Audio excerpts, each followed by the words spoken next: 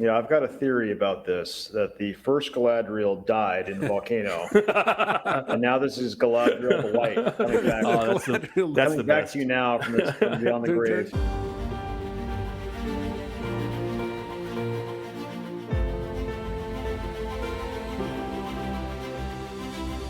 Well, we did it. We got through episode 7 of The Rings of Power. We are officially 87.5% of the way through The Rings of Power. Only 12.5% to go. A baker's dozen plus half an egg. Or no, a dozen plus half an egg, not a baker's dozen. But it's been a ride. Perhaps this episode more happens than has happened in the previous 6 combined, which made it better than the previous 6 combined, in my opinion. But we'll get into that. Before we do, I want to let you guys know that we have a patron situation on the website, theonering.com/patron. You can go there. It's free for the first month, $4 after. We've got message boards. We've got chat, extended podcast, all that good stuff. And it's free if you get started right now. You can chat as much as you want as for this last episode of The Rings of Power that's coming out in a week or so, a few days. And we'd love to have you there. The conversations are fun. And we get some feedback from you guys on what you think about how bad or how good our videos are. Hopefully how good, even though, we're willing to learn. We can always learn. Most importantly of all. Unlike some characters in this show.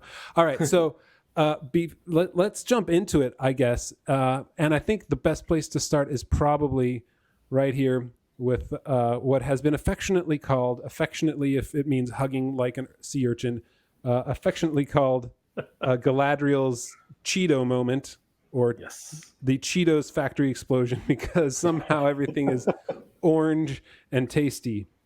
Yeah, and this is a perfect shot because this is, there was great hope. I mean, it wasn't real hope because we all knew Galadriel was going to continue through. But at the end of the last episode, we saw what was clearly, I mean, I always feel like this, our title to this episode, Jonathan, should be something like "They're All Dead," because clearly they had to be, because that kind of pyroclastic volcanic eruption would not, and you can't hide behind the usual. There's a lot of folks on the internet specifically who hide behind this is a fantasy, so why do you care so much that there's levels of, there's such things that are slightly illogical because this is a world that when there's magic, but you can't hide behind that, because if you believe that elves can be cut with swords and burnt with fire, etc., then a pyroclastic volcanic blast traveling at 500 plus miles an hour and around 1200 to 1500 degrees would strip the flesh from their bones, or like Pompeii, turn them all to ash versions of themselves fairly instantly. And we see behind in this image, what we see behind is they've done a pretty effective job of what that kind of blast would do to a building. So here you look at the building in the frame, like it's everything except the structure, and only bare bones of the structure are themselves. Everything else has been incinerated. But not just incinerated, but collapsed. Like the strength of it, like everything is it's utterly destroyed. It's been hit by a natural bomb, essentially. And props, because that's good. That's probably something like what would happen in that kind of volcanic explosion. Except magically, everyone's flesh, not just the elves, but what happens is they get burned and crushed by buildings. But the blast of the volcano itself has no effect on people. So, well, she is wearing armor. I mean, plot armor. Yeah, I agree. Plot armor. Yeah. It's great. I don't even know what to say. We've talked about how they have problems with time and distance and making things line up in that timeline. But here they're just explicitly going against the very fabric of reality. And like you said, Michael, people will say that Middle Earth is not reality. Well, in fact, Middle Earth was based on an English history in a way that he wanted to create a mythology for it. So yes, it was based in our world in some ways. And so the laws of physics have to take. And if you're saying the entire village is destroyed and only a few people have died, then you're not living the same reality that the rest of us in this entire universe are. Yep. And it pulls you out of the show completely. The reality that you've presented. So lack of immersion. All right. So fair enough. Not fair enough. Horrible enough. This is not fair at all. So they wander around and they try to save people. So Galadriel, takes on Theo, like motherly Galadriel. I think Theo asks her, "Are you hurt?" And she says, "No." In my mind, immediately went, "No, plot armor." So she's, so she just wanders off with him. I didn't get that when I watched it the other night. She just literally wanders away with him from the. Doesn't help anybody else. Is that what happens? I guess. Looks like it. This is one of those weird parts, right? Because the rest of this episode, we're going to see her and Theo together wandering around, trying to find. But they all started within you were saying earlier, Jonathan, like 100-yard radius of each other. Yeah. Yeah. So the fact that she would then wander out of the village, and wander out for miles, and talk about how we have to just go up to that ridge. That's where the encampment is. Why didn't she try to reach them when they were actually within, I don't know, a few feet of her? Yeah. She doesn't help anybody. I mean, this is in character with her, right? She leaves the cold, frozen people behind. She'll leave the burning, dying people behind too. It's perfectly within character. They've written her that way, and it works. Except I do want to point out that what we're going to see in this episode is bipolar Galadriel, because you're right, Jonathan, that this is perfectly in character with her personality, as we've been shown for the last 6 episodes. But magically, or in a bipolar fashion, she switches this episode. So we'll talk more about that. Did you guys see the articles that people were linking to on Twitter where it was like, here's how scientists think that it could work? Like, it's like the Amazon showrunners are like, referring to actual scientists that, Nope. adding water to a volcano could result in, it's just like. Did they have this whole like paper mache volcano with baking soda and vinegar, and we're like, see, this is how it works. You pour vinegar into the baking soda, and the problem with the whole thing is that a volcano that is that has an eruption from water. Almost certainly that water has to be pressurized and it has to be built up. And so the steam causes an actual eruption, particularly if that steam is going to erupt other pieces of mass, right? Mm-hmm. Like those large lava balls that we saw flying out. It just doesn't happen that way. All right. So sadly, we get on to the Harfoots, the dirty little sociopaths, our favorite characters to hate. Yeah, we got a lot of DLSs this episode, sadly. What I liked, again, the unreality of I didn't see anywhere else that was burned except this one spot, where they had to be, the one orchard. And so in these long shots, where is the rest of the destruction? I couldn't figure out where the volcano was in relation to them. And then later they make the point that you need to go to Mirkwood, right? Greenwood the Great. And that's where they are. And this is where the volcano hit. All the way near Greenwood, all the way near Mirkwood, from a water volcano that within sight of Mirkwood. That's within sight. Yeah, which can't be that far. I mean, we're not talking like 100 leagues. We're talking probably 10, 15. No. You can put an image of a map up at when we do the. But yeah, okay, it's unrealistic. I mean, it is in one sense, right? Another sense, like if you have a super volcano go off, then you could have a whole part of a planet affected. But I don't think that this isn't being described as a super volcano, because even the Númenorean camp, which is up on the ridge above the town, is in this beautiful little idyllic area, which is apparently untouched by the volcano. So it's weird. Yeah. So anyway, I had a question. Why were they picking the bad fruit? Like, these hobbits are really stupid, because so they're in, like you pointed out, Dan, Jonathan, there's a bunch of trees, and some of them have been roasted and some of them have not, as you can see from the long shots. There's sporadic destruction. And they have a shot of them picking just the bad food. Yeah, maybe they're like roasted or baked apples at that point. Yeah, they it's like, hey, we don't have to cook them; they're already pre-cooked. I don't know. I guess maybe that's right. I don't know. And then we have more unnecessarily angry magic by not Gandalf.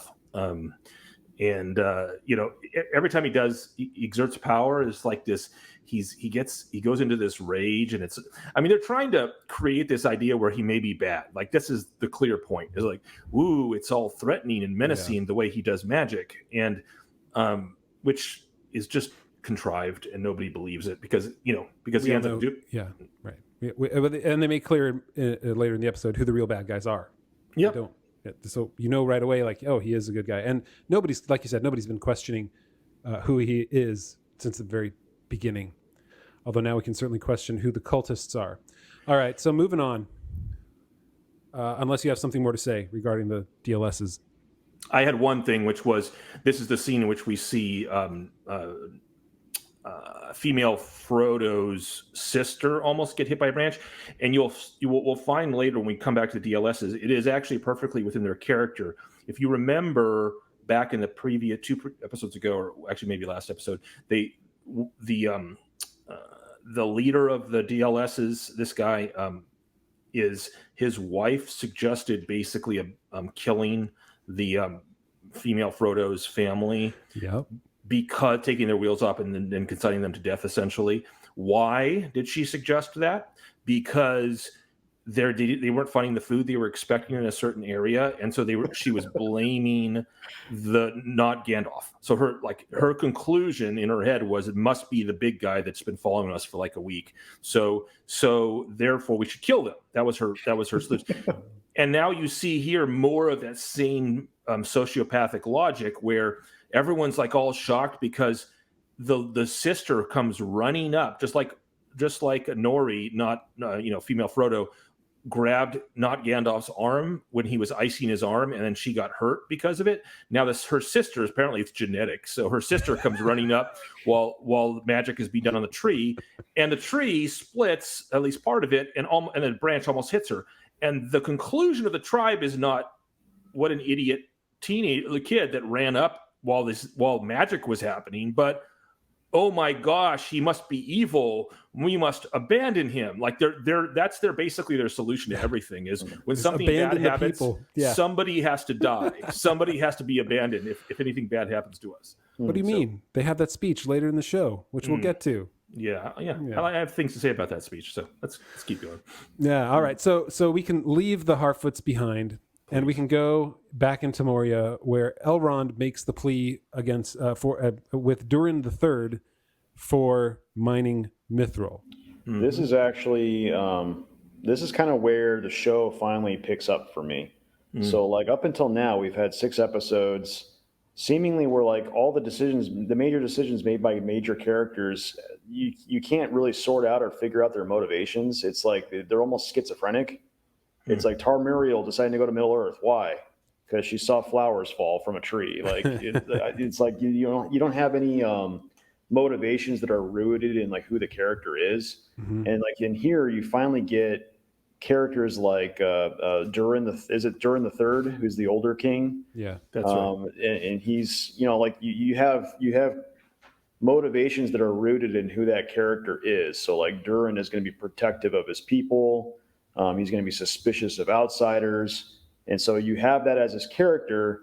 Now he's going to say things and do things that make sense for that character. Like up until now, you just like why, like Galadriel giving a speech about humility. It's like, well, why would she do that? So far, you haven't shown me that's who she is. Or, or like the Harfoots making decisions of like, we got to go over here. Why? Yeah. I don't know. We're just going to go over there. Like they don't really show you. They don't show you these characters and their motivations, but what they have done it with the dwarves. They have shown you these are who they are. This is what they're like, and then you see them play that out in different scenarios. And I'm enjoying that part of the story.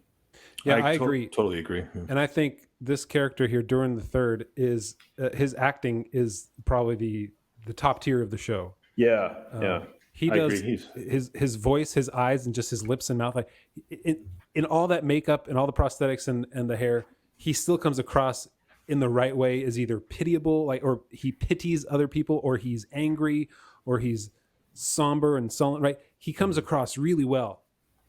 And in fact, most of the dwarves, like even this Durin, even though I think he's a beta Durin in the way that he cries way too easily, just like Elendil. Like we're gonna make our men cry, but the females, they hold it in. So, that's I want to build on that because I agree with you 100%, Dan. One of the things that makes this whole tableau and everything about the dwarf story and dwarf and Elrond story, I'll call it, actually interesting to watch is that their characters, they have established motivations and they are believable. Yeah. Durin III is the only adult in the show so far.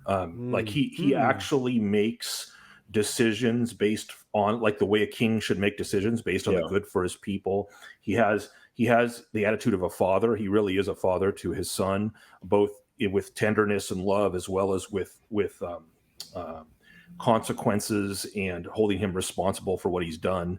And he and his acting, Owain Arthur, I think is the man's name, the actor's name. Right. Really, really, I agree with you, Jonathan. First-rate acting. It must be hard in that kind of makeup to do that. This scene particularly struck me both with his Durin's maturity, Durin III's, and Durin IV's immaturity. Durin IV is being told to us, and this is consistent. They've showed this over. He kind of has the maturity of a teenager. Reminds me like I'm watching what's that show based on the Archie comics? Riverdale, I think. I watched like one episode years ago. That's a deep dive there, but go on. I don't know yes. about that show. So it's like these. So Durin IV is like the teenage protagonists in those shows. Like they hold things like personal friendship with Elrond in Durin IV's case as the highest good, like a teenager does. Like to them, the idea that you would risk people's lives, like dwarves' lives in the mine, in order to help your friend, is totally worth it. Like there's a kind of like their personal, and Durin IV's personal friendship is with Elrond is more important to him. He's no king. He's not even a good prince in that regard. Yeah. But he is consistent. And then Durin III, his father, has one of my favorite references in this entire season.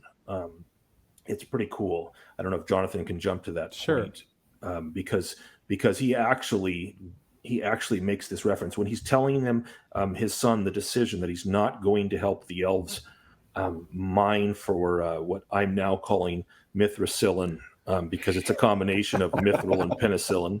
So he's not going to mine for Mithricillin, which magically removes bacteria, evil, upside down bacteria. So there's he's telling him this. He has this great quote where he seems to be referencing something that in our other podcast on the Silmarillion we recently covered, which was the Doom of Mandos. So he seems to know about the Doom of Mandos, about Mandos' words. He doesn't reference them by quoting, because I know they don't have the IP rights for that, but he makes this oblique reference, which is really cool.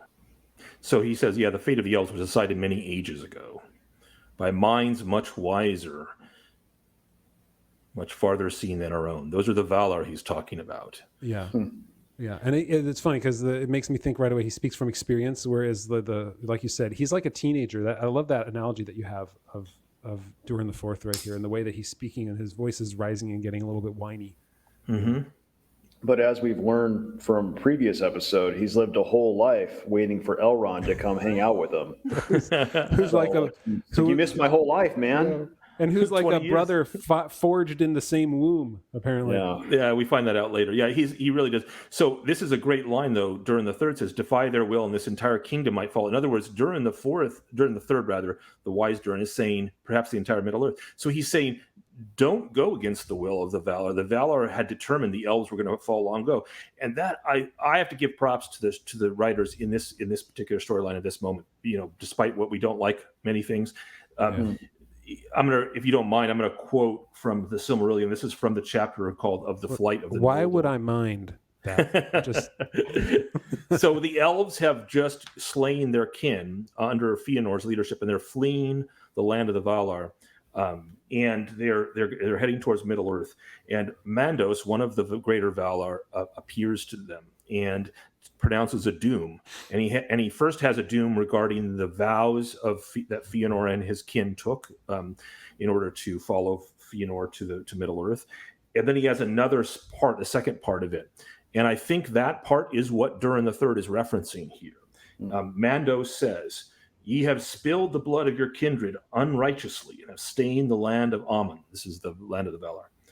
"For blood ye shall render blood, and beyond Aman ye shall dwell in death's shadow. For though Ero appointed you to die not in Ea, and no sickness may assail you, yet slain ye may be, and slain ye shall be, by weapon and by torment and by grief, and your houseless spirits shall come then to Mandos. There long shall ye abide and yearn for bodies, and find little pity, though all who ye have slain should entreat for you. And those that endure in Middle Earth," this is the elves that we're looking at in this show right now, "and those that endure in Middle Earth, and come not to Mandos, shall grow weary of the world as with a great burden, and shall wane, and become as shadows of regret before the younger race that cometh after. The Valar have spoken. So he's talking about a downfall. Now, in this show, they make the downfall of the elves this stupid invasion by the Upside Down that rots their trees and then takes their life, which is all idiocy. But in this line here, Durin III is, I think, referencing the doom of Mandos as pronounced, that the elves, that the Valar have indeed pronounced their doom on the elves, and the elves are destined to wane and die in Middle-earth. Just not in the dumb way that the show says. So I really had to give them props for that line. Is that physical death that they're pronouncing, or is it just kind of like a fading away into irrelevancy, or a fading away into? I mean, he does say that some of them will die because they're on this war of vengeance, and that's not going to end well for them. Right. Yeah. He does proclaim that some of them are going to die, by the sword, essentially through violence. Yeah. But then the others he's talking about, he said they'll grow weary as with a great burden. And we know from the Silmarillion that elves who grow weary can actually die and pass away from their weariness. They can just grow tired of the world, and they can die that way. But it's not an external force that creeps along the veins of a leaf. Well, exactly, because he specifically says earlier, as I read, and no sickness may assail you. He doesn't say that is being taken away from them. He says, you can't get sick. Well, there goes this whole premise of this entire show. They can't get sick. So Amazon's failed there.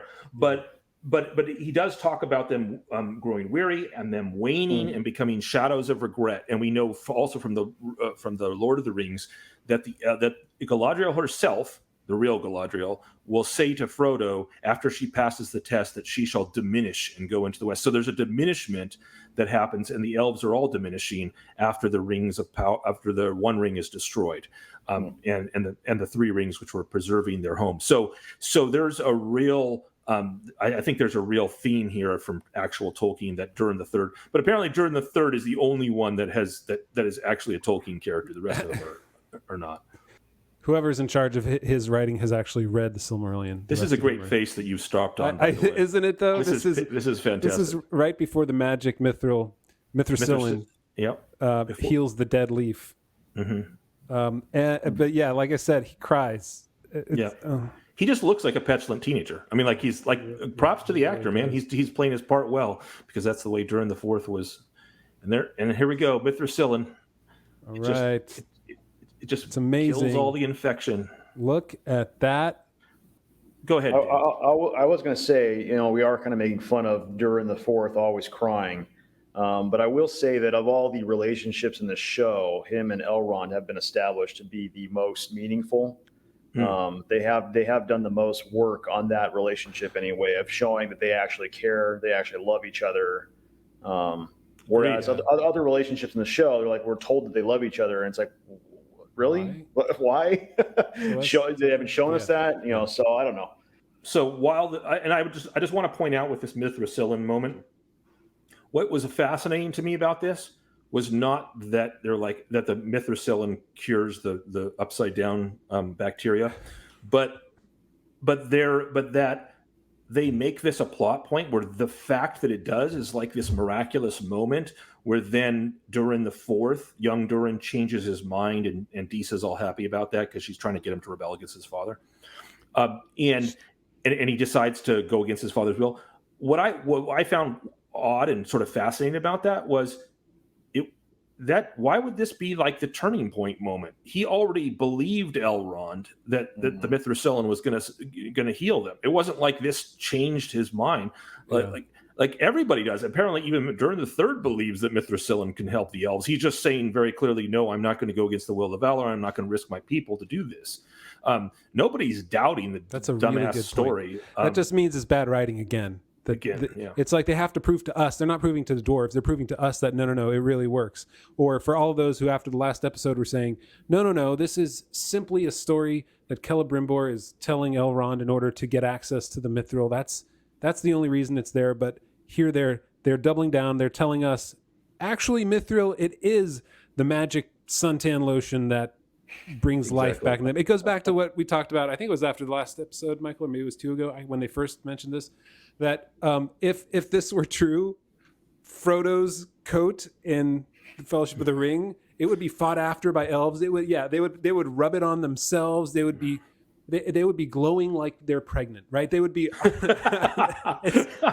This thing would be worth more than the rest of Rivendell if it truly brought life to the elves. And to make this, I don't know, to what they're going to do. You know what they're going to do is Mithril is going to play a part in making the rings, and the rings are going to be the thing that bring them power. They have to go somewhere along this line, and so the dwarves are not going to want to give the ring, the Mithril to make the ring. And it's just all very.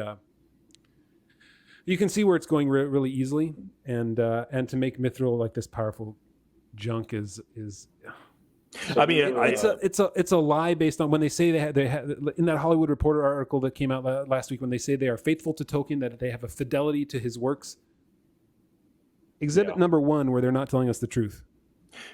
That's right. Also, I find this kind of plot point, as egregious as it is against Tolkien, peculiarly appropriate for our modern age and the materialism. It's similar to very, very weirdly maybe, but similar to, remember back in when the Star Wars prequels happened, and all of a sudden this concept. First we had the Force in the original Star Wars movies, and then all of a sudden this, what did they call midichlorian count? Midichlorian. Say it again. Midichlorians. Okay, so they had to invent, in order to make it sort of more believable to a modern materialist audience, they had to invent the idea of the Force being. It can't be a spiritual thing, because there's no such thing as spiritual thing. It had to really be like this biological thing. And so just like that, the waning of the elves in the minds of the writers can't be due to something spiritual. It has to be due to bacteria that's infecting the plants. They will explain how Mithril works to us, but they won't explain how a volcano doesn't burn people. Right? The thing that is fantastical, they can't be a science denier there, right? They have to have the science, they're sciencing behind it. Whereas the rest of the reality, the science, just accept it. It doesn't matter. I mean, in some ways it's similar, right? It's both pseudoscience. One is in fantastic pseudoscience, and the other one is just straight up pseudoscience.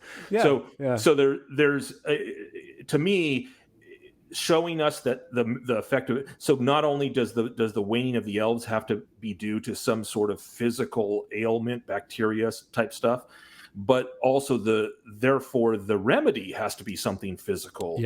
And has to have this. That's why we're going to call it Mithricillin from here on out, because that's really what it is. Sad that they decided to double down on that. But what they didn't double down on in this episode was getting Galadriel into the same character, because she's completely different now. She has become bipolar Galadriel. Yeah, she's become the wise mentor, the Obi-Wan for Theo.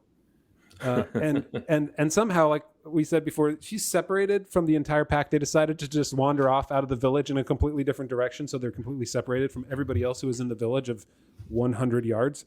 And so she and Theo, the only reason that they do that is so that she can have a conversation with him and they can talk about important stuff. Like, there's no other point to this whole storyline. In fact, I don't even remember necessarily if it's important at all what they talk about, other than her giving him some statements that she should have listened to herself. I don't even remember what her this is are. the fourth scene of the episode. This is the back to Mordor. So part of this scene is Galadriel, and part of it is the Númenoreans with Miriel. And in the Galadriel scene, the one thing that I saw them trying to do here was tell us that Galadriel's teaching, as you said, Jonathan, Theo, and she says she's the rational one now, and she says that when Theo wants revenge, she says she dissuades him. Like, contrary to her entire character in all 6 episodes, all of a sudden she's the one against revenge. And then not only that, but he talks about how many orcs she's killed, and she regrets it. He calls it good, and she says that she wouldn't call killing orcs good. The last episode, like minutes before the end of the last episode, she was spitting in Adar's face and telling him how she was going to destroy his entire race and leave him alive to watch the destruction of his people, like true sadism. But now all of a sudden, 20 minutes later, killing orcs is not good. Here's what I think is the writers truly believed that the volcano is the climactic moment of her life. This is when everything changes for her, that everything she fought for is now worthless. And so she has to rethink her entire life. And so now from this point forward, she's going to be more the Galadriel we know. I think you're right. I think they're trying to do that. It's just so unbelievable. Yeah. After 6 episodes of one note, horrible Galadriel that is driven by nothing but one note revenge, has no skills, no social skills of any kind, no compassion or pity. All of a sudden, bipolar Galadriel, and we switch, and now she's different. Yeah, I've got a theory about this, that the first Galadriel died in the volcano, and now this is Galadriel the White coming back. That's the back best. to you now from beyond the grave. All right, I'm going with that one. Yeah, it's not out of the realm of possibility. Yep. Because it has happened before. Yeah, I was also having that same thought when I was watching this last night when she said that line about do not call it good. It's something that I have to do. It's necessary, but it's not a good thing that I'm killing all these orcs. And I'm like, you just threatened to exterminate the entire race of the orcs. Genocide. And make you were advocating genocide. Yep. So we're going to go with Dan's theory now. So since we know that from time to time the Valar do in fact resurrect people back, that's right. Oh, actually, it has to be Eru, really, but it can be both. So that's what happened. So Galadriel's actually dead. And here's the thing: it could certainly happen because we know so far that Isildur is dead, and he has to come back to life. Oh and gosh. Then we find out soon after this that Celeborn is dead, and he has to come back to life. So. Yeah. They're just leaning into the notions of resurrection by resurrecting new Galadriel, like you said, Dan. I love your theory. Mithril will be less important to her then too. And what's interesting about that, like I think we mentioned this earlier about something else, but like they're relying on Tolkien people to have knowledge of who those people are. I know who Isildur is because he plays a role later on. I know who Celeborn is because he's married to Galadriel. They're relying on our knowledge of that. But then they're trying to make us believe, oh wow, they might be dead. Yeah. How does that work? It's stupid. Like it really is like the plot line written by a teenager. It's like they're like maybe they're dead, but we know they're not. Well, and here's the thing: like this is something that episodic TV used to do, and I think I brought this up in our chat, Dan, with our patrons. Is that it's like an episode where at the beginning of it you find out Captain Picard is dead. And you know he's not dead, right? But you only have to wait 40 minutes to figure out why he's not dead. And there's usually a storyline around why he's not dead that made it important for him to be dead for that episode. So here they're just throwing it out there as some sort of like, well, we got to make something happen. Let's kill Isildur here because it doesn't matter if he has to come back later. We'll just make it important. And so we know that when the orcs are back in town at the end of the episode, they're going to find Isildur. He's going to escape somehow, and he's going to show his warrior bona fides in slaying a couple orcs in his escape, or do something along those lines and become the warrior. Well, his horse is going to save him. That's right. Berek Obama. Wasn't that his... Oh my gosh. It's because his horse brings hope and change. And and the horse won't steal our gerbs. Wait, is the horse's name Berek? Is that right? It is. That's right. And canceled. So this scene that we were just talking about, trying to change the subject from Berek Obama. We go through this scene here with Isildur. They're managing the escapees that Theo and Galadriel abandoned, apparently. What? No. Again, Jonathan, how do you miss this coming out of the scene? Keen are the eyes of the elves, Jonathan. And speaking of eyes, we go through this whole thing, blah, blah, blah. The queen's alive. We find out she's blind. So they're on their way to the encampment up on the hillside, which is completely free. They can walk to where it's free of the pyroclastic flow that hit the village. So so now that you guys mentioned it, how Galadriel and Theo are just off on their own, just for the purpose of the story that they want to tell. They want to have they have this moment between Theo and Galadriel, but they still end up at the same location by the end of the episode. So are they going in like a different direction, and then they go, "Oh crap, we went the wrong way"? And well, look, I like that part of it. Doesn't bother me as much. The first part of it where they can't find people leaving the village bothers me, like we said. Yeah. But the part where they clearly exit different part of the village and they sort of wander up the hillside, and then Galadriel remembers that the camp was on a ridge. Yeah. By the way, a camp they had no time to set up because they were galloping straight, covering 2 days of ground in one day. You're bringing up more problems. So anyway, just wanted to say that. Yeah. So anyway, so here we have this is the logical place where the psychopaths are like blaming him for a branch almost falling on a hobbit, so they're gonna get out. They're gonna abandon him to die. So, but anyway, the leader of the psychopaths, sociopaths, gives him the map that he's looking for. I don't know how that's supposed to help him because he already knows what the stars are. But so the fact that you give him a scrap of paper. But one of the things that giving a scrap of paper with the stars on did allow us to do is it did allow the writers to show how stupid their whole DLS plotline is on yet another angle, because he has a line where he says the Harfoots, that basically nothing like this has happened for over 1,000 years. So the Harfoots have been around keeping records for over 1,000 years. Haven't you seen their big book? Exactly. It was all dusty. Exactly. But So they're still nomads that can't find their food. which, by the way, puts them basically in the first age. So now there's their first age hobbits. It's just dumb. Yeah. So anyway, so they abandon him and he goes off. And then here's where female Frodo says, "I wish I hadn't have done that." Which I thought to myself, this is odd, because if you hadn't have befriended the man, you all would be dead, because he was the one pushing your cart. He was the one pushing your cart for the last 200 miles. So your whole family would be dead. So why are you regretting doing that? Right. And the wolves, right? He saved them from the wolves. That's right. What else did he do? He killed the fireflies. So they're back to that probably.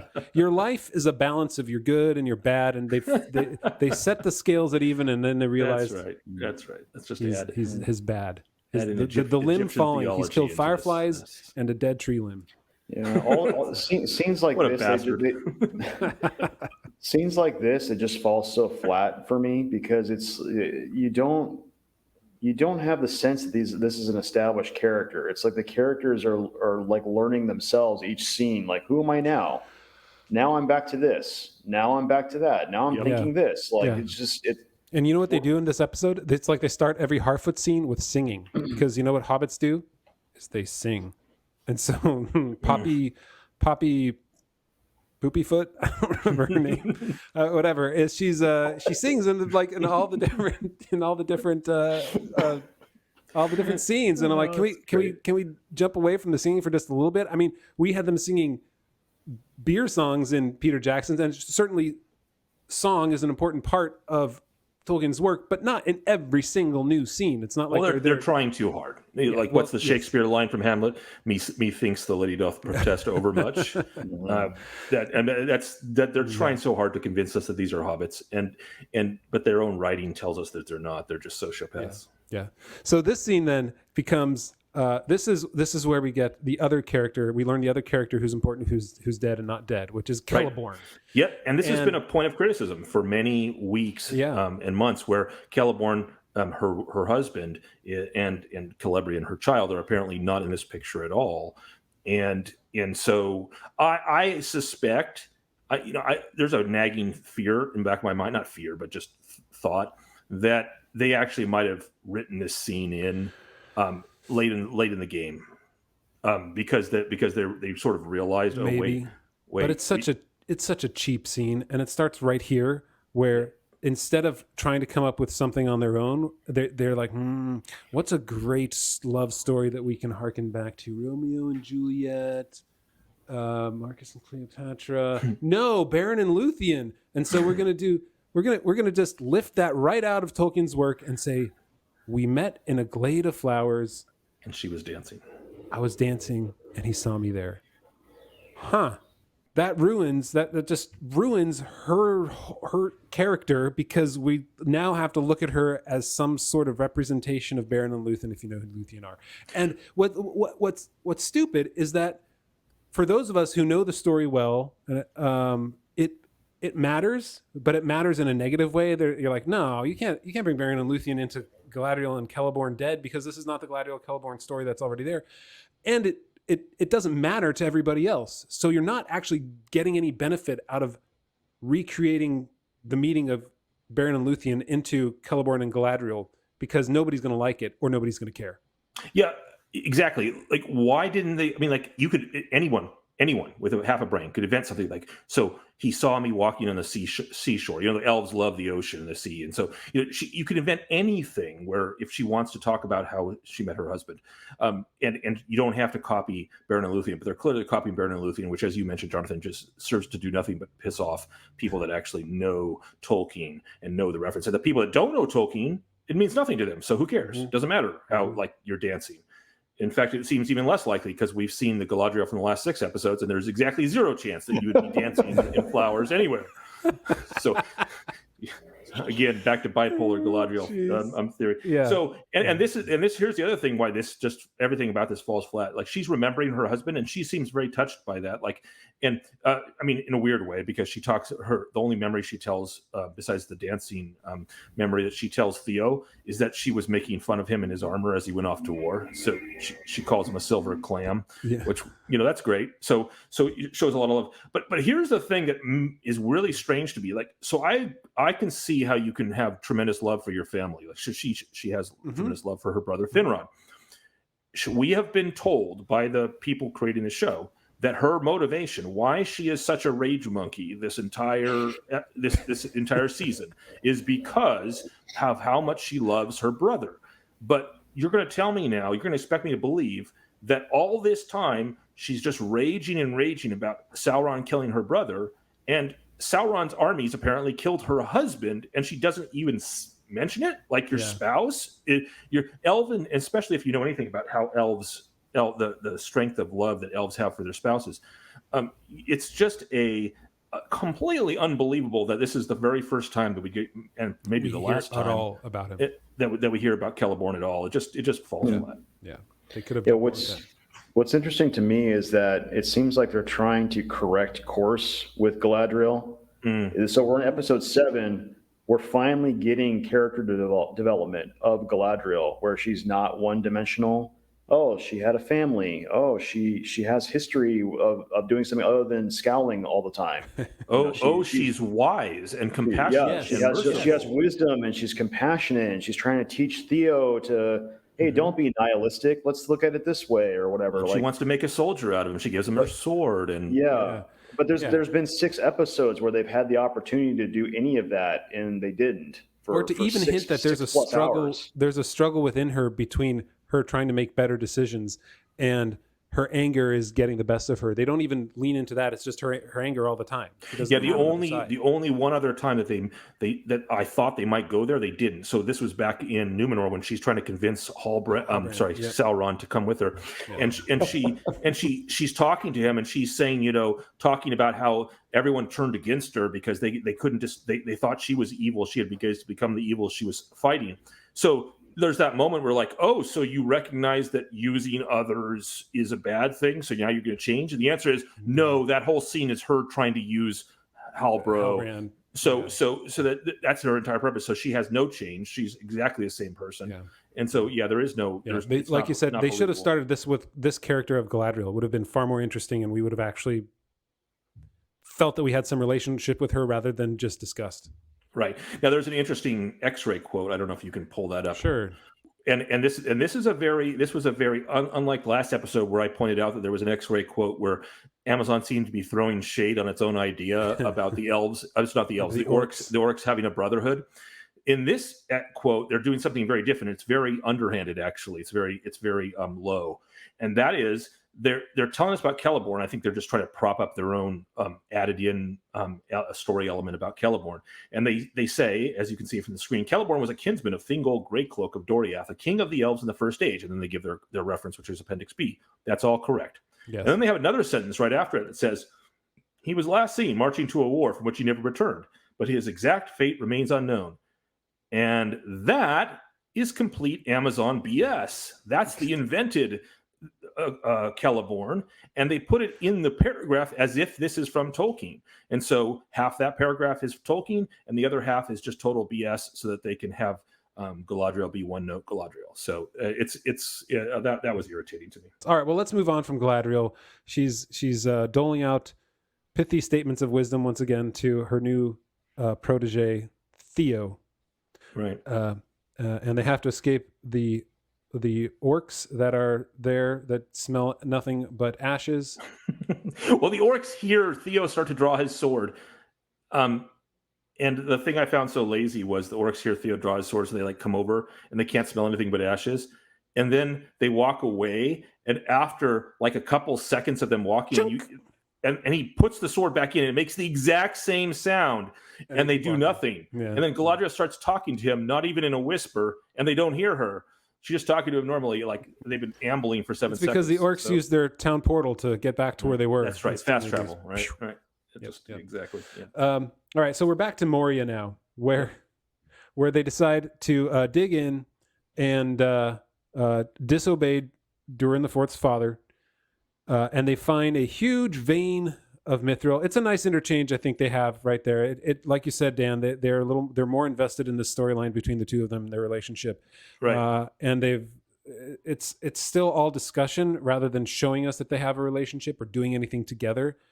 This, I guess, is the first time they actually do anything together, although it seems like it's more Elrond watching. And we find out that Elrond decided to lose the original rock smashing battle when he first arrived in order to get Durin's ear, which seemed odd to me because if he was guaranteed not to be thrown out, it'd be easier to gain his ear at that point too. You guys realize what they're leaning into from a humor perspective on this scene, right? Extended edition, Two Towers, Peter Jackson, the scene of Legolas out drinking Gimli. So elf versus dwarf in a contest. And Elrond even says in this, but I was winded by the end of it. Like basically it was the shtick was Legolas couldn't get drunk. He was drinking and drinking and he out-drunk the dwarf because the elven body is that scene. So perfect that it processes alcohol. That in Rohan? Yeah, it's in Rohan. Yeah. And so here's a contest between an elf and a dwarf, and the elf is admitting that he could have easily beat the dwarf, and but I was slightly winded. And Legolas at the end of that scene, the extended edition scene, he's like looking at his fingers and he's like, I think I feel a tingle. Like basically like that's right. Yeah. So that's what they're leaning into, which is fine. So. I'm okay with the elf dwarf relationship being good, being established. But that's all. That's the only relationship that. I did kind of like the idea, and you have to help my understanding a little bit. But he's talking about how the dwarves have secret names that only they themselves know, and he's about to relay that to Elrond. He's going to tell him his secret name. I thought that was a nice touch. Yeah. No, I thought that was a good touch. Yeah. I agree with that. Durin at the end of this scene, Jonathan, he finds Mithril, and then Durin, his father, finds them, and then there's a very intense scene where basically everyone else leaves, and then Durin, his father, disinherits him or shows that he's not fit to be king by removing his princely collar. And Durin's when he's giving him his judgment, he talks about how. Or it's the following scene, maybe where he's talking about his, his memory of him when he was young and all that stuff, and how he had a vision. And he uses this phrase, which is really cool. He says, "Terrible is an army with banners." Like this was during his father's vision of him Durin IV. And that's a phrase from Song of Solomon, actually in the Bible. Terrible is an army with banners. Oh, cool. And that C.S. Lewis then picks up and uses. In Screwtape Letters as well. So and also I found it to be very Tolkien because it's also in Catholic tradition. It's we relate the Song of Solomon chapter 6 verse 10 to the Blessed Mother as well, in which Tolkien had a great devotion to. So him using that phrase "terrible is an army with banners" is an ancient phrase, and so I like whoever's writing this storyline. Back to our review from a few episodes ago, that my theory is like there's two writers that are good out of the whole cadre, and they're put on the elf dwarf storyline. So they actually write some good dialogue sometimes. And, agreed. So I like that. Yeah, the level of these scenes is so much higher than like Galadriel and Theo. Or Miriel and Elendil. That's right. But you have more you want to say about the disinheriting scene? No, I think it's fine. It's right after the end of the scene. Is it right after the end of the scene where he goes back? Right, they yell at each other. He says, "Don't pick up your collar," and he goes back. Oh no, we get back to the Harfoots. He doesn't go back to Disa yet. We get to the Harfoots, who all of a sudden the entire orchard is now complete. The magic of not Gandalf has.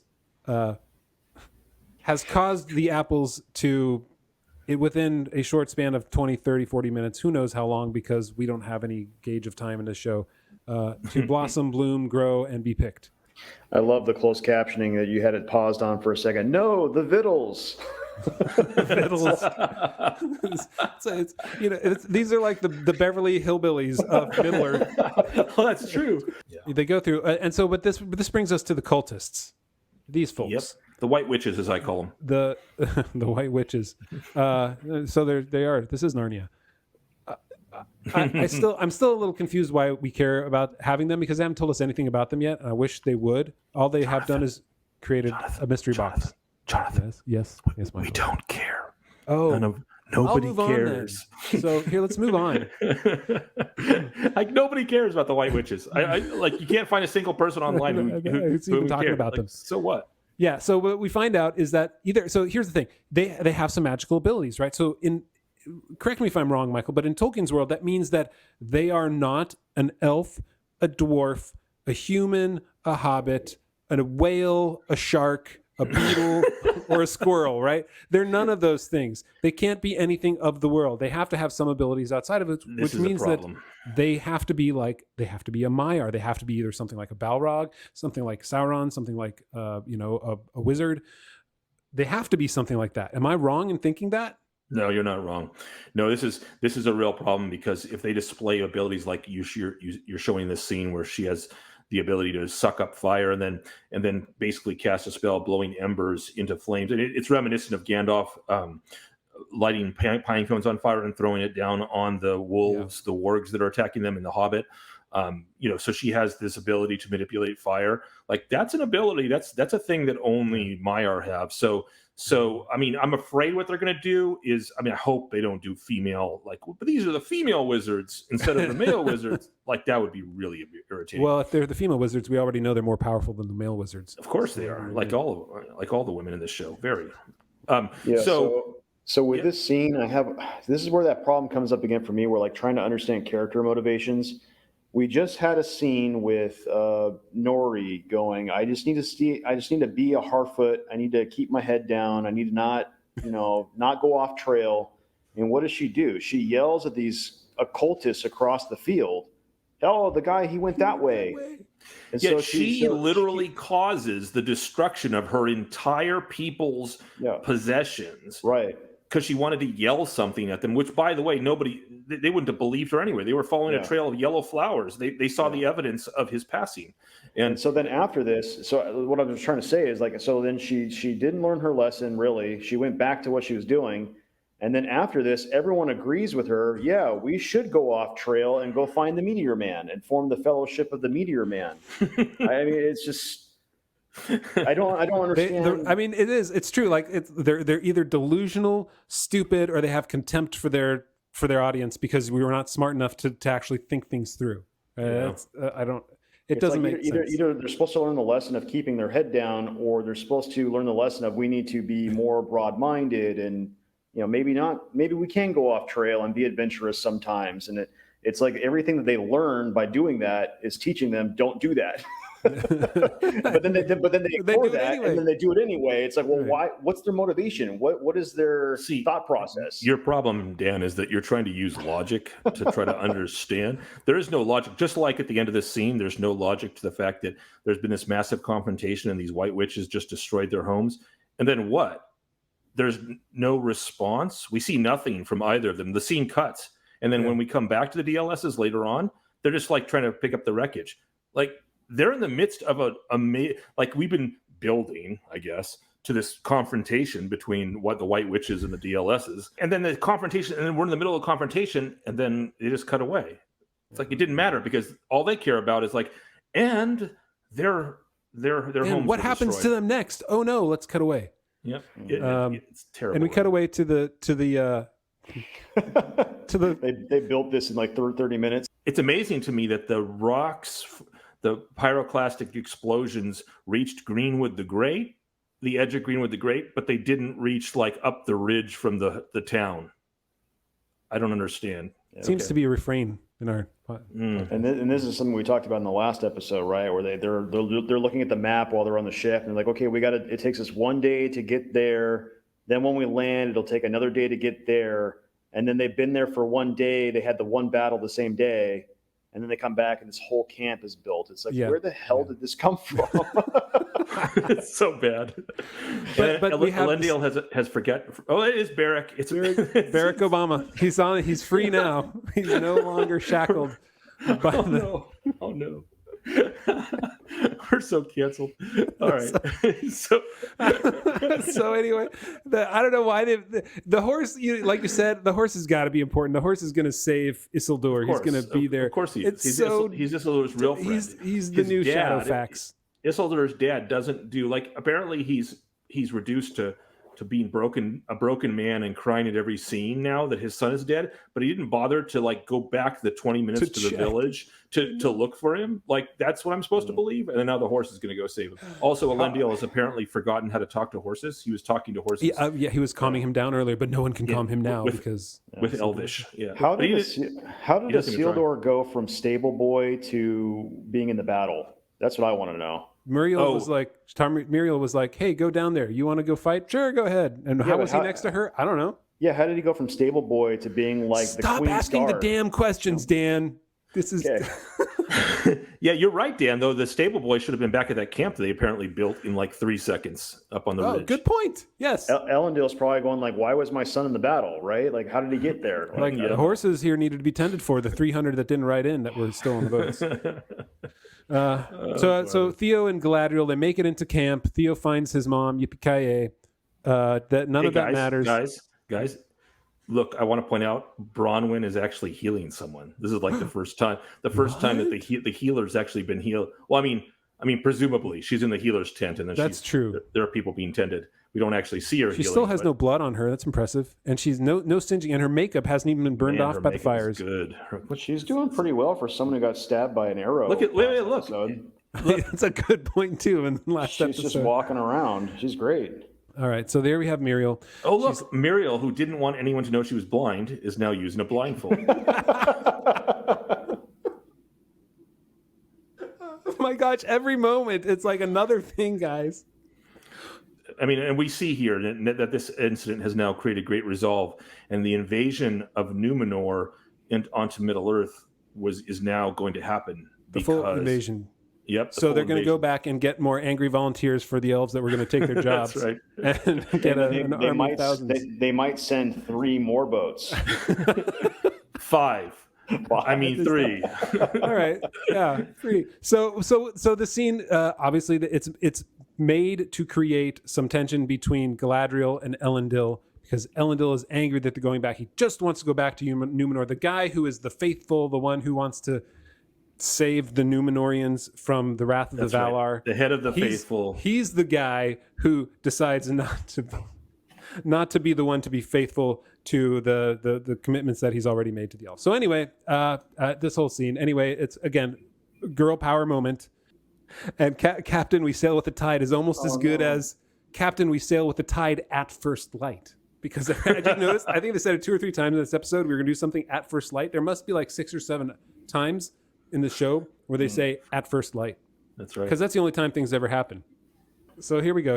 Last scene with the Harfoots, where we get the most awesome character, Hobo Baggins, giving us the story of the real Harfoots. Apparently, everything they've told us about the Harfoots and how they treat each other, their hearts are bigger than their feet, even though in relation to them, their feet are the right size. So, why would they think their feet are big? Feet are big. It doesn't really matter.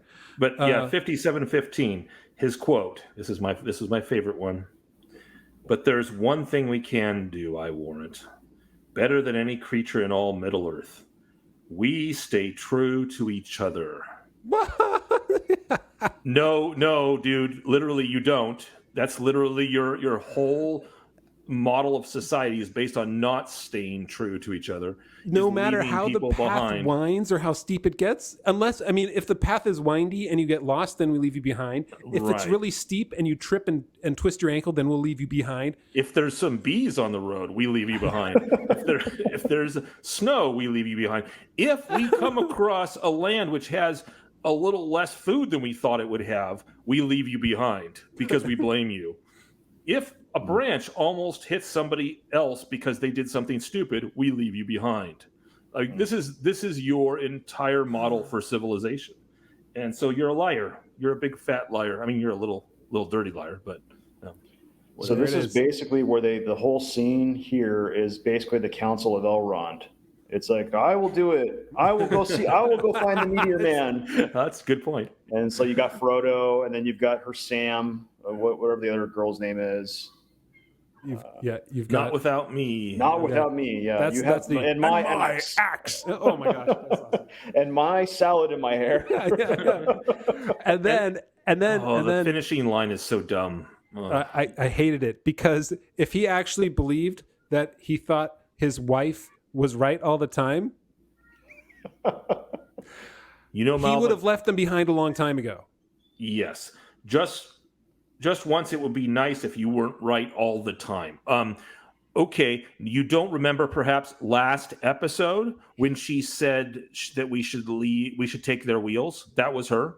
She said we should take their wheels. Was that the right choice? Should they have taken their wheels? Yeah. No. And she was angry that they would be still with the caravan even. She's like, we need to de-caravan. Was she right that time? No? Oh, okay. So why do they write these lines that are just patently false? Like because they're bad writers. Are they checking off a box to like, oh, we want the women to be empowered? Or is it ideological or is it just laziness? No, I don't even think it's laziness. I think this is like, why do you write this line? He's clearly, he starts it by saying just this once, and we're meant like some episode of Three's Company in the 80s to think that at the start of the line that he's like, oh, he's gonna go against his wife. No, and it's like, surprise, no, she's right about everything. Like every single 80s and 90s sitcom. The husband's always wrong, the wife is always right. It's just woke crap. So they all leave. They're on this awkward waddle down the hillside. I'm trying to figure out, is that where are they exactly? Like, is it Greenwood? Is Mirkwood off to their left, north of them? Is that? Yeah. They're. No, he's going to Greenwood. They're going to Mirkwood, they're right? Going towards Greenwood, yes. Which will then later be called Mirkwood. Mirkwood, right? But so it looks like they're south of Greenwood, south of what's southern Mirkwood on the maps that we have with Tolkien. And so they're heading north towards Greenwood, all right, which is where not Gandalf went and the White Witches. Yes. So and the next one we have scene back with Galadriel, Bronwyn, and Arondir, and we find out Halbro is still alive. He made it. He's wounded. Sauron is wounded, skewered, and romantic. He's so romantic. And the only thing that's going to save him is elvish medicine. Right. So I know, take him back with you to the elves. This is how, of course, Sauron goes to the elves and I guess corrupts them or something. Yes. I don't know. And the remaining 74 people in his kingdom start shouting his name, strength to the king, or start chanting, strength to the king, because we're meant to believe he's the new Aragorn. Look, they're just trying too hard. Like, the only king in this entire show, we have Durin IV, Durin III, we have Gil-galad, we have Tar-Miriel, and then we have Sauron, Halbro. And the only king that gets any sort of respect from his people and where they're happy about them at all is the guy that we know isn't the real king. Yeah. So they're just trying too hard, like, oh, he's the king. Yeah. No, we know he's not. Yeah. And I think we can end this episode on the note that they go galloping off to an elven medicinal fort somewhere, I guess. Either that or they have to go all the way to Eregion or Lindon, which is, a couple of months on land. It's just one cut away. It's just one cut away. They just have to get to the black off the screen, Jonathan. Reach the letterboxing, and you'll be like, boop. Exactly. And then, whoop, you're going to be wherever you want to be. But we do have one more scene, right, with the Balrog? Do we? Oh, right. The most important scene yet. Oh, we have Disa. We have Disa being we don't a traitor. end yet. I was so excited it was over. Sorry. Disa becomes the dastardly princess of doom here, where she decides that encourages her son to commit treason. Her husband. Her husband. Yes, Durin's her husband son, to commit treason. And tell me this: I'm not sure if we're meant to identify with her, or we're meant to be, we're meant to be angry that this is her take on what Durin should do. I feel like they want us to be more. They want us to identify with what she's doing and feel like that's a good thing. Right. Is that true? I don't know. I do think so. There's both sides, Jonathan, because they are clearly going to show us that Durin the Third, rather, the King Durin is right, because we see the Balrog at the end of this scene. Like if they had broke into the Mithril veins, then the Balrog they would be basically right next to the Balrog, and so we see Durin's wisdom. We're shown it. But emotionally, we're supposed to be siding with Disa and Prince Durin. Yeah, I do like the line from Durin where he goes, "What kind of father would I be if I'm teaching my kids it's okay to rebel against the king?" I did like that line too. And I thought that was good. And at least it shows the conflict within him, which we don't get in many other characters. Right. Yeah. This is my favorite storyline. This dwarf elf thing. Yeah. This here, though, he wants to bury the evidence. Wants to get rid of the leaf that was healed, and so he'll just go ahead and he'll drop it down the shaft. And it was pretty easy to guess what was going to be at the bottom of the Mithricillin shaft. Yeah, and we'd seen this already, right? From the it was in the previews, in the trailers. Yeah, we saw the leaf going down. It wasn't clear that it was in fact the leaf which would wake the Balrog, though. What were you saying about this, Dan? It was pretty funny. Just the idea. So we've gone from the dwarves delve too greedily and too deep to it's going to become a humanitarian mission to save the elves. And now we have that changing into they just throw a stupid leaf down a shaft and it wakes up the Balrog. Yeah. And look at how angry the Balrog gets at one single leaf. Imagine what he's going to do to a ton of dwarves. This leaf really gets his goat. Yeah. And what's crazy to me is how close that is. The leaf fell for like 3 seconds. Like he's right underneath their floor, basically. Distance, so bad. Time and distance don't matter. They just don't matter in this show. Yeah, the pickaxes breaking open the wall didn't wake him up, but a leaf did. The leaf falling 45 feet down the shaft of Mithril. And then but we're getting a Balrog, so hey, that will soothe all wounds. But that's the problem with prequels. Like we know the Balrog isn't going to die. There's no actual tension in any of this. Mm-hmm. I thought 2 seasons ago was the last scene, but no. Here's the best cinematic moment of the entire show so far. The awkward realization that they thought they were pulling a fast one on us, and we thought, oh yeah, they've been in the Southlands the whole time. And we're like, oh no, it's not the Southlands anymore, people. How dare you think this is the Southlands? Because in reality, you know what it is? It's Mordor. I mean, that was so cheesy. They're just putting in there just in case their audience is as clinically moronic as their writers. Like, why? It's so insulting. It's so insulting. Yeah. Does anybody not know that we're in Mordor? I don't get it. And then it kind of looks like a Metallica font. Like they're like it's like an album cover from the 80s. Yeah. I think everybody got a chuckle out of that, going like, why are they telling us it's the South? Oh, like they could have just left it and made it kind of subtle. Just the shot of the mountain and the smoke and the fire. Leave it to your imagination. You already know. It's the classic show don't tell. And they just don't know that lesson. So they're like, no, we have to tell them in case there's this one guy somewhere that doesn't realize that this is Mordor. They were probably deciding between doing this or having Adar break the fourth wall and look into the camera. So it's right. Mordor. I thought for sure he was going to say money to say that. He was going to change it. When they thought, I'm like, oh, Adar's going to name it Mordor now. He's going to name it after him. Adar is a permutation of the name Mordor. And nope. But they picked an even worse possibility, which is just by I dubbed this land Adartopia. Okay, after all of this, this is going to be the land of more Adar. More Adar. As I say, Mordor. So here's the funny thing, right? After all this, guys, we in our brief discussion before we started recording, after all of this, we all agreed that this was still the best episode yet. Yeah.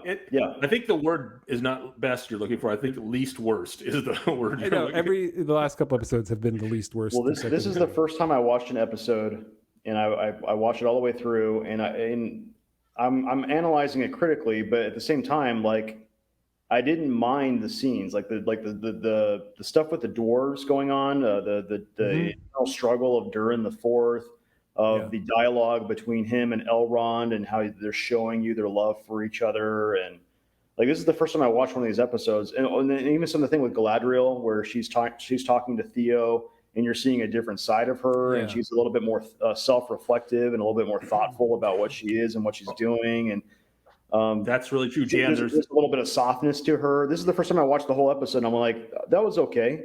Well, Galadriel is actually a likable character in this episode. Yeah. Like, if you saw this episode without any others, this was your first episode you ever watched, it would be believable that this might be a young Galadriel. Like, she has this line, like you were referencing, Dan. There was one of my lines I liked from this episode, which was, there are powers beyond darkness that work in this world. Perhaps on days such as this, we have little choice but to trust to their designs and surrender our own. Like, whoa, okay. You're talking about Eru here. You're talking Iluvatar's plan. You're talking about the Valar looking after the people. Like, this is the real Galadriel, believable younger Galadriel. Right.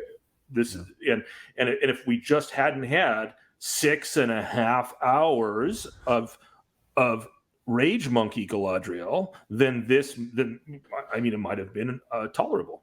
Yeah, that was 6 hours of a Galadriel who would not have said that line. Yeah, that's right. Right. She wouldn't believe that, because she is going to make her destiny. She's going to get her vengeance. She has to do it herself, and no one's going to give it to her. That's the Galadriel we've seen for 6 hours. The Tempest, they made it clear that the Tempest within her rules everything that she does.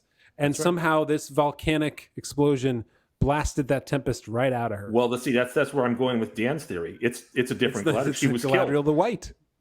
The Tempest in me, Galadriel, was killed, and Galadriel from Tolkien's work was actually resurrected at that point. Yeah, you're probably right. You're probably right. You know, here's the thing. After watching it, I also thought it was funny. Is that if they two things, I guess. One, if they started this show more like this episode, right? If they would have started the show with major parts of this episode, that would have been far more interesting than in the 5-6 episodes before this. And I think that speaks to what you said too earlier.